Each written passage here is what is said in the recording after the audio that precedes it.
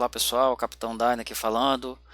A gente vai comentar sobre um assunto que é muito importante, que nada mais é que a utilização de cordas no resgate do Corpo de Bombeiros, tá?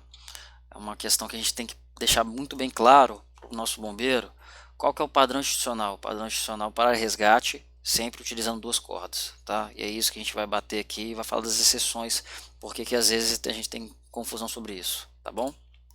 Bom, então como eu disse, o padrão institucional para resgate são sempre utilizando duas cordas. Então a gente observa nessas duas imagens aqui, a primeira tem um bombeiro nosso militar aqui fazendo a descida, né, com o técnico de 8 fixo, tem a corda principal, tensionada e semi-tensionado backup, beleza? Comunicação, tudo certinho, fazendo um resgate em montanha. A foto ao lado exemplifica melhor isso aí, que é na verdade um bombeiro sempre controlando a corda principal e outro o backup. Tá? Esse é o padrão, isso que é estipulado. Mostrando aqui melhor aqui a imagem, nada mais é que o ponto principal, posso ter ou não aqui a placa de ancoragem, tem o meu decessor, e aí pode ser o meu rack, meu 8, meu ID, mas sempre tendo o backup. Tá? O backup nosso por padrão institucional hoje a gente usa o tandem prusik, né? Ou o prússico duplo, lembrando que são dois prússicos no backup. Eu posso utilizar outros equipamentos destinados para backup, igual o MPD, o 540, mas hoje nós utilizamos os dois prússicos, tá? Ah, mas se eu estou descendo de rapel também, sim. Aí o socorrista vai controlar a corda principal e a equipe, no ponto de ancoragem, tendo o seu líder, vai lá controlar o backup. Esse é o nosso padrão, ok? A gente tem essa dúvida porque às vezes a gente não consegue fazer a distinção das exceções, é isso que a gente vai falar aqui agora. O resgate por cordas ele pode ser separado em resgate não técnico e resgate técnico.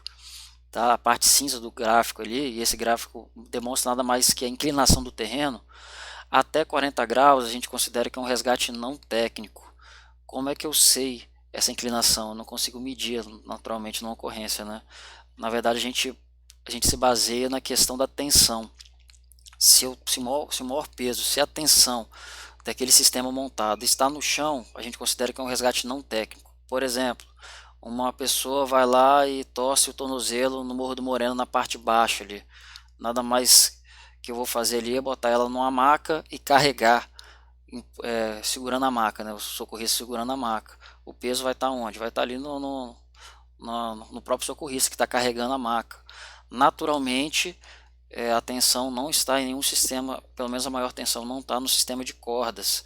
Então, nesses resgates não técnicos, posso utilizar apenas uma corda, até 40 graus, né, de inclinação de terreno. Supondo ali que às vezes eu vou passar por uma árvore e tal, faço uma inclinação, amarro uma corda e faço a descida. Até 15 graus, que na verdade nada mais é que uma caminhada, eu posso até retirar essa corda, não preciso utilizar. Agora sim, resgate técnico, que é até o nome do nosso curso modulares, são aqueles resgates que nós temos uma inclinação mais elevada, de 40 graus para frente. E essa inclinação faz com que todo o peso, toda a tensão do sistema esteja nas cordas. Então, toda essa tensão está na corda, naturalmente por padrão institucional, nós utilizamos duas cordas, tá? Então o sistema tem a corda principal e o backup, 40 graus para cima de angulação de terreno. Naturalmente temos as exceções, vou comentar aqui, mas para deixar sempre claro que a exceção não é regra, tá ok? Quais são as exceções? Eu estou dando um exemplo aí nessa figura ao lado. A gente tem, por exemplo, um resgate num prédio, está marcado aquele alvozinho ali. Vamos supor que eu quero fazer um resgate ali de uma pessoa que está ali. O plano de ação, eu optei em fazer um rapel. Então vou ter uma cordinha de rapel. Algumas perguntas têm que ser respondidas para eu poder tirar o meu backup, não usar a segunda corda. E são várias perguntas, é isso que a gente vai focar aqui. Então, no meu plano de ação, eu coloquei que eu vou fazer esse rapel. Primeira pergunta, eu tenho o controle da ancoragem? A minha ancoragem é um ponto à prova de bomba, confiável? Se não for um ponto à prova de bomba, se pelo menos eu tenho lá a primária e a secundária confiáveis, eu tenho todos os equipamentos para fazer uma boa ancoragem? Se sim, eu respondo ok, passo para a segunda.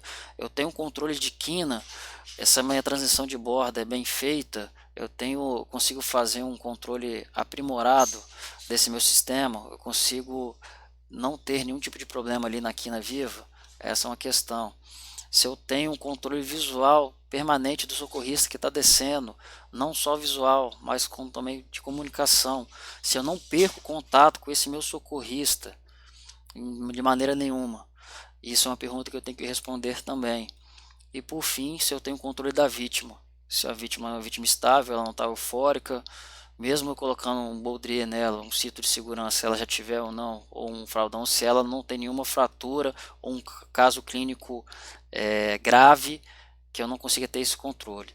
Então vejam bem, todas as perguntas, se as respostas forem sim para todas as perguntas, eu autorizo a utilização de apenas uma corda, está autorizado isso.